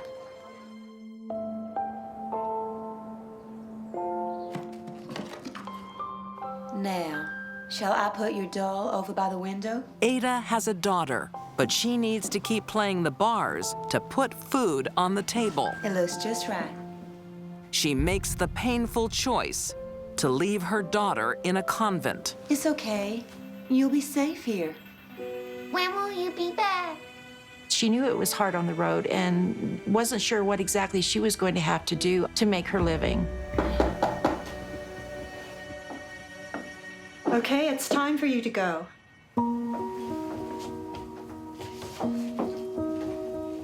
Enough for the first month.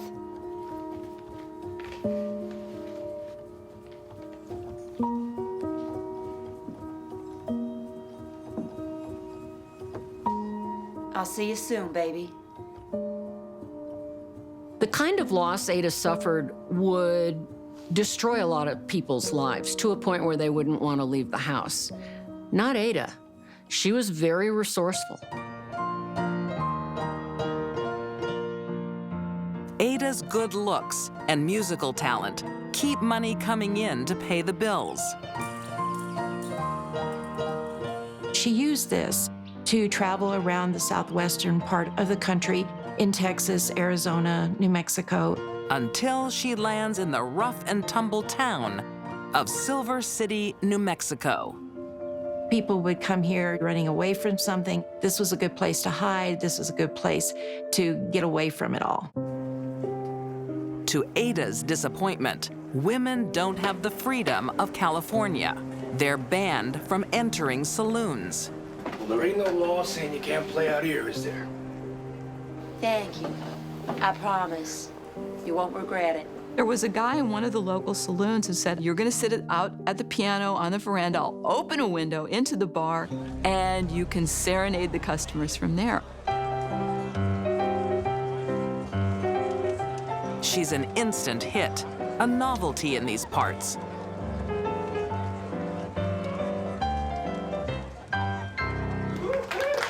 So Ada thinks about settling down. While in Silver City, Ada made a friend who was a known prostitute. Well, here's to a happy home together. That is, until we find the man of our dreams. Her name was Claude Lewis, and they shared a house in the outskirts of town. Ada doesn't mind spending time in questionable company. Ada's lifestyle involves spending a lot of time with women who spend time in saloons, making money from men. Who's around tonight? There's one for you. But Ada isn't so much looking for money. She has her piano for that. Ooh, he is handsome. She's looking for love. He is looking at you. Blackjack Brown was a Monte dealer in the Sentinel Saloon, and he was always there for a good time and had a roaming eye. Howdy. How are you? Very well. What's your name? My name's Ada. What's yours? Jack. Jack. Nice to meet you, Jack. Sparks must have flown pretty much right away because it didn't take long for them to begin an affair.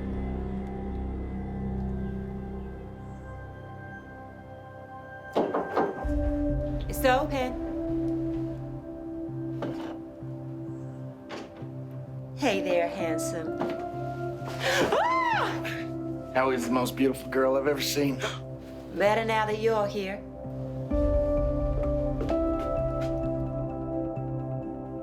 Blackjack Brown seems like a promising catch. But once again, Ada's chosen the wrong man. He was married and had a family, and he was also a scoundrel.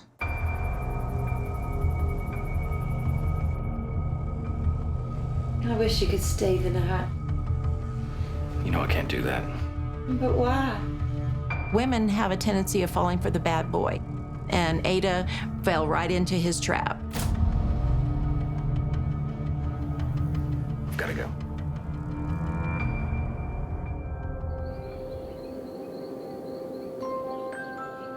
Jack is a wild card, but Ada believes he can be tamed. Where is he? Oh, he's a man who knows. I want this one to work. I think he'd be a great father. A real family. Ada wanted to believe in Jack. I think he's the one. She wanted a man in her life.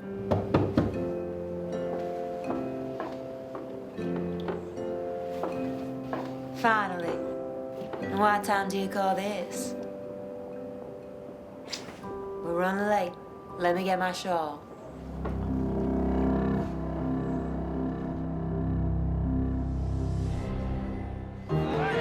In her future, Ada sees a home on the prairie and faithful husband.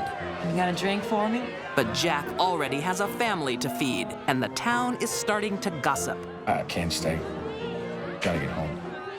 But Jack, we always...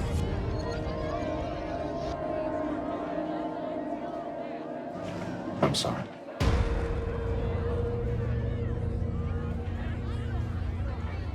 I believe that Jack probably felt that Ada was getting a little too close, and he wanted to back away. Ada felt him pulling away from her. You know he's married, don't you? It was one thing to have an affair that flew under the radar. It was another one to conduct something so public that there was gossip about it in town. But Ada doesn't want to lose her man a second time. Jack may have been slick, but he wasn't very smart. February 19th, 1889. Ada Hume's worst fears come true. I wish to break off all further familiarity. The love of her life, Jack Brown, dumps her. So he did sort of the 19th century equivalent of a text message. He sent her a note via a messenger, breaking up with her. Shh. Hey, now, you don't need him. I just don't know where it all went wrong. It's just man, huh? Ada thinks her lover's wife has reined him in. The next knock on the door sets her straight.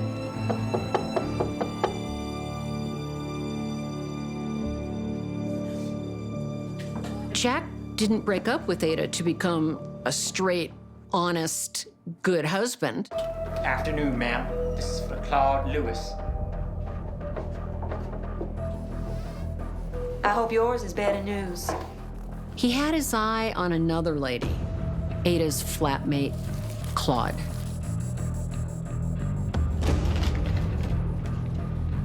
To my new favorite lady, meet me at the Centennial Saloon tonight. Yours, Jack. It was like being slapped in the face. Ada was devastated by her friend's note and the fact that Jack had moved on so quickly.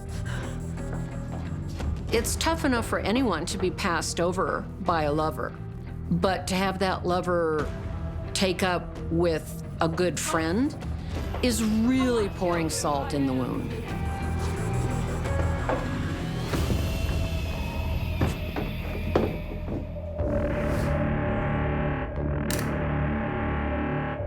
Because of the abandonment that Ada suffered, it's no wonder she went a little nuts when Jack broke up with her, too. You're coming with me. It might have been a warning. This is what will happen if somebody I love wants to be with you. Well, if there's gonna be trouble, I won't go. There won't be trouble.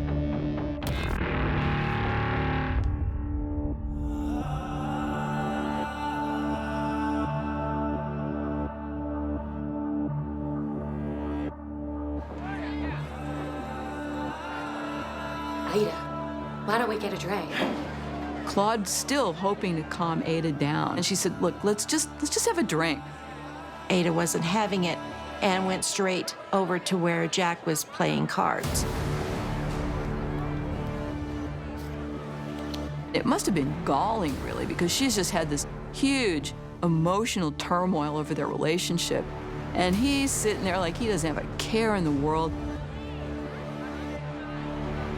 Ada made the decision to kill Jack in about 5 seconds. She didn't care who saw what she was about to do. She pulled out her gun and pointed it at Jack. You broke my heart, now I'm gonna destroy yours. Wait, no. I'm gonna kill you, Jack!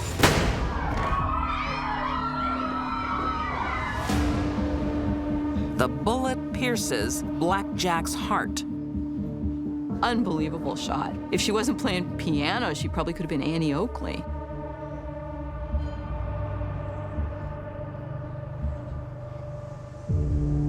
Leaving a saloon full of witnesses, Ada hides under the bed of a friendly prostitute.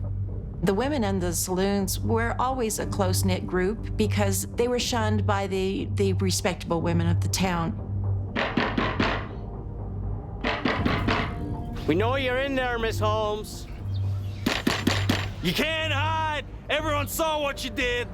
And like everything is just fine, and Ada's life just collapsed as far as she's concerned. She ain't here.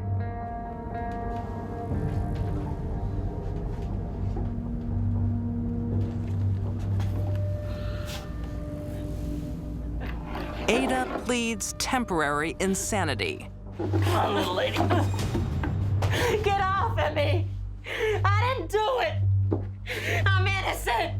Ada claimed not to remember anything from the time she read Jack's goodbye letter until she ended up in jail. I highly doubt that's true. During her murder trial, Ada does what she knows best. She charms the court. Ada was a professional performer. She knew how to work the room, and she did. She worked the jury.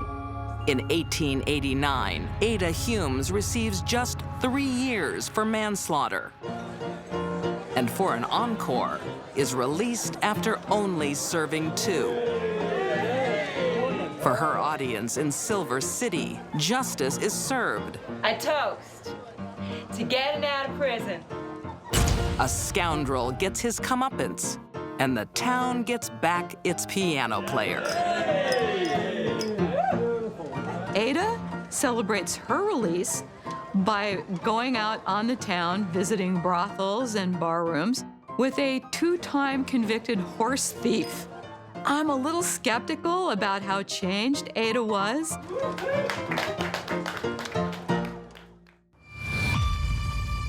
These 2 lovers lived under the same roof with the entire family. Illicit affairs can be very exciting and very invigorating. Where are you? Hi, Mom.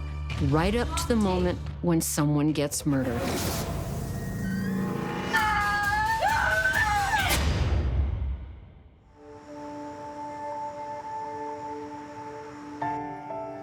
In Luton, England, there's a quiet celebration. Saima and husband Hafez Rahman are finally moving out of the family home, where 3 generations have lived since they all moved from Pakistan. Seems to have, in fact, despite the crowding, have been a very happy household. You'll have more elbow room soon.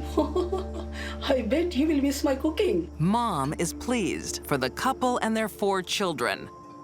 But Saima's younger sister, Sabah, is not. But why do you have to move? There isn't enough room for us anymore in this house. Do you want to leave? I love you all, but we need our own home. The move is disturbing a deep secret. You can visit any time. That's been hiding in plain sight. Over the years, the busy couple have worked hard, but separate hours, to get ahead. Hafez as a taxi driver, and Saima as a caregiver. You sure you're warm enough? I could use a cup of tea to warm me up. Maybe even a biscuit too? Oh, you read my mind. Okay, I'm gonna give you couple of She was a very kind and caring person who had a number of elderly clients who she went out to see at all hours. While she's at work, Auntie Sabah takes good care of the children. Sabah was a great support in terms of looking after the children. I think she very much viewed herself as a second mother to those children. You're so good with the children. I love them like they're my own. But things have become complicated. I'll tell her to go back to sleep. Me too. She didn't have a big social life. She didn't have a lot of experience of life in general. So, in a way, Hafiz became her knight in shining armor. Do you want some company?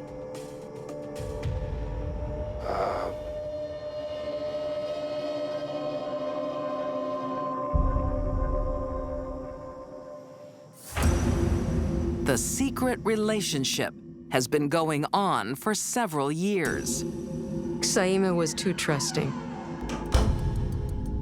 There was no way that she imagined she could be so deeply betrayed. Most couples having an illicit affair have a hard time sneaking away to meet each other. These two people lived under the same roof. Where are you? Hey, Mom. Do you want some tea? Yes. The tougher it was, the more secret they had to be, the hotter it was. Over time, the couple find an illicit routine.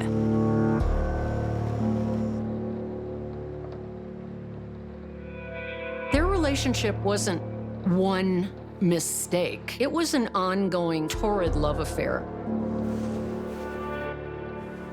For Hafez, it's the best of both worlds. He had the older sister who'd provided him with 4 children. Then he had the younger sister, more energetic, more prepared to have sex with him. He wanted to keep them both all to himself.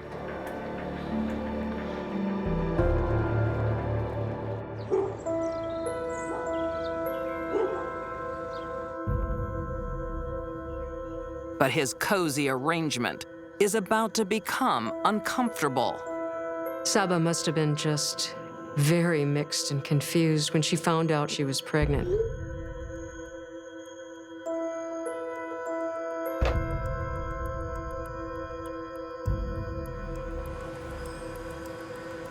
Hafez secretly searches for a solution. Polygamy is legal in his home country. I'll seek permission for both of you to be my wives. Hafiz did inquire whether he could take Saba as a second wife. And he was told that it was against the religion to be married to sisters at the same time.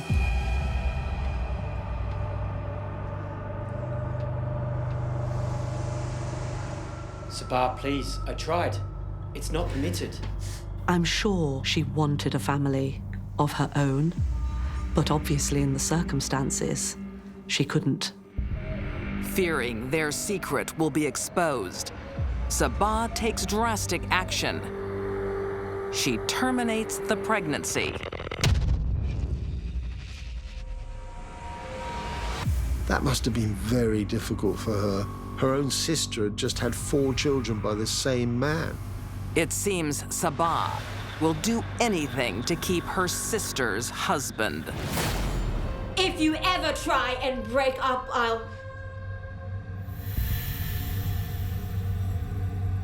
Sabah Khan was a disaster waiting to happen.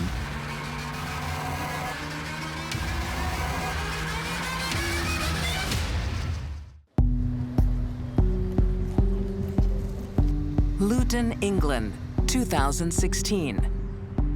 27-year-old Sabah Khan's world is falling apart. Her illicit relationship with her sister's husband, Hafez, has already led to a pregnancy termination. And now, her lover is growing cold. Why don't you come join us? Sabah wanted more than Hafiz, she wanted her sister's life. She wanted the happy marriage and the home and the kids. She's been really grumpy lately. She wanted all of that entirely for herself, without her sister in the way.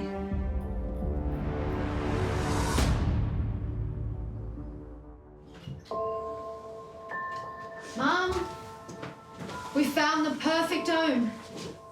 I think he decided that he'd better withdraw, perhaps. He'd better give his attention back to his own wife, Saima, and his 4 children. Hafez thinks it's time to move on. Come look. Looks great. When Hafiz and Sabah's sister were going to move out, Sabah saw her world crumbling, her dream over.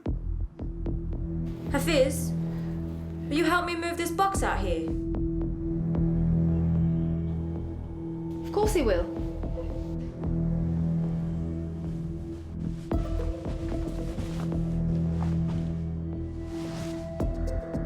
Please, Hafiz.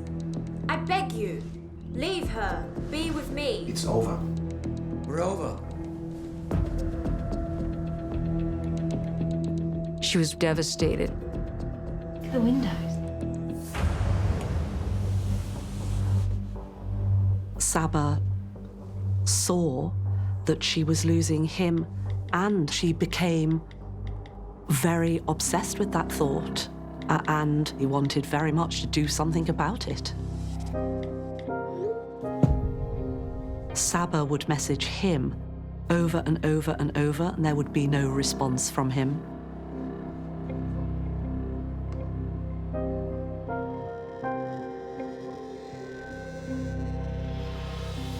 You okay? I showed Mum this.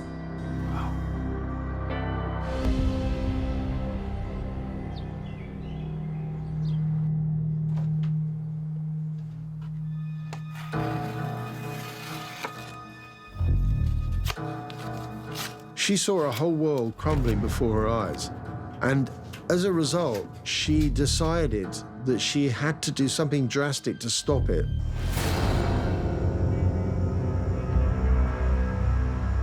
On the night of May 23rd, 2016, Sabah sees the perfect opportunity. Tell them I'm sorry I can't be there. Hafez and her parents head out to attend a funeral, while Saima is off to work again. The kids are sleeping upstairs. I hope they don't give you too much trouble. No, they'll be fine.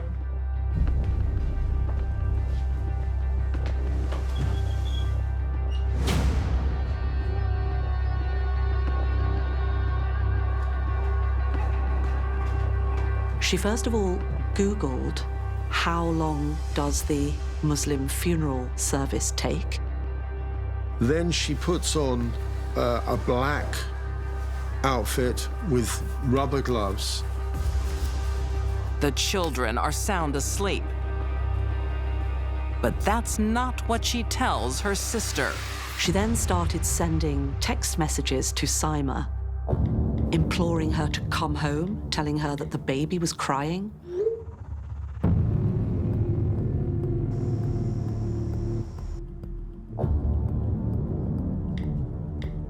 So, of course, Siama left work and sped home.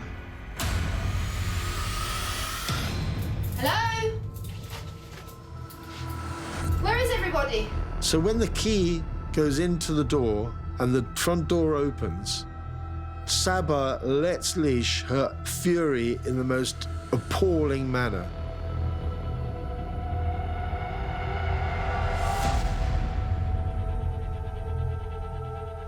Where is everybody?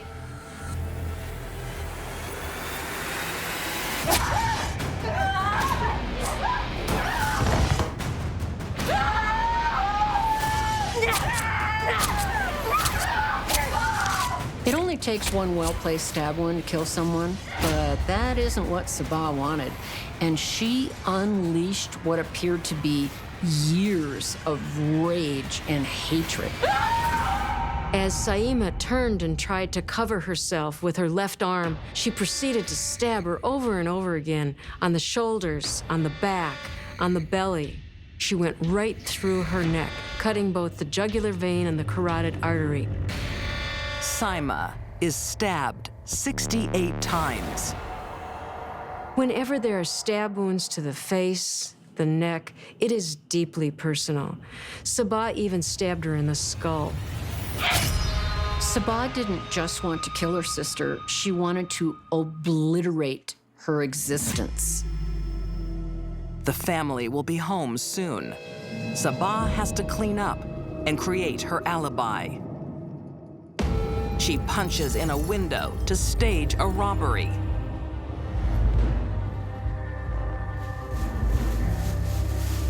After stashing her bloody clothes in her bedroom, she makes a call.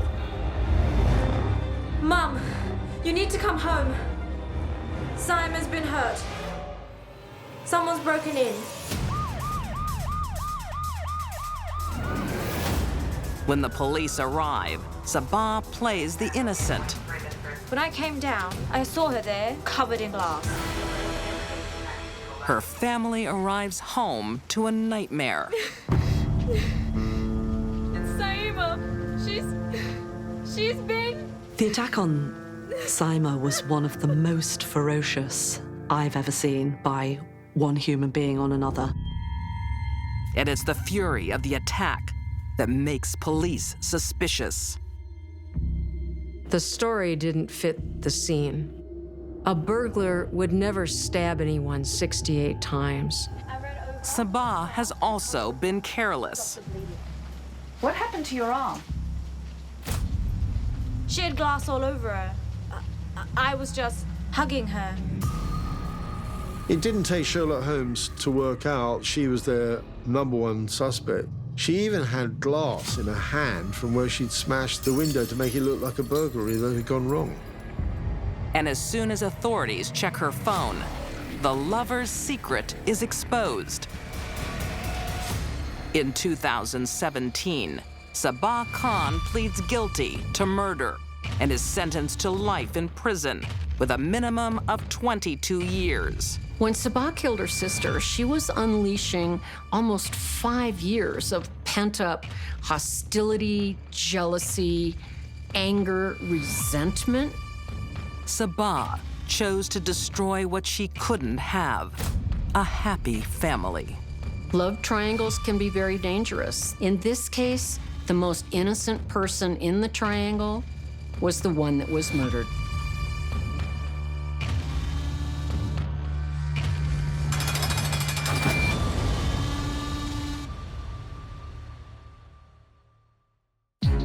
These deadly women walked on the wild side. Crystal Gambino's bedroom antics ended 3 lives. Ada Hume's 2-timing lover paid the ultimate price. And Sabah Khan stole her sister's husband and her life. They went from beloved babes to femme fatales when lover makes 3.